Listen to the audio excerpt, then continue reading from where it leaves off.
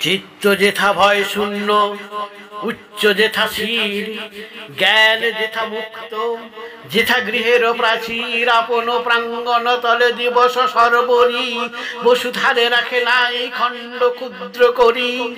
যেথা বাক্য হৃদয়ের উৎস মুখ হতে উচ্ছ্বসিয়া ওঠে, যেথা নির্বারিত স্রোতে দেশে দেশে দেশে দেশে কর্মধারা ধায় অজস্র সহস্রবিধ চরিতার্থতায়। যেথা তুচ্ছ আচারের মরুবালু রাশি, বিচারের স্রোত পথ ফেলে নাই গ্রাসী, পৌরুষের করেনি শতধা নিত্য যেথা, তুমি সর্বকর্ম চিন্তা আনন্দের নেতা।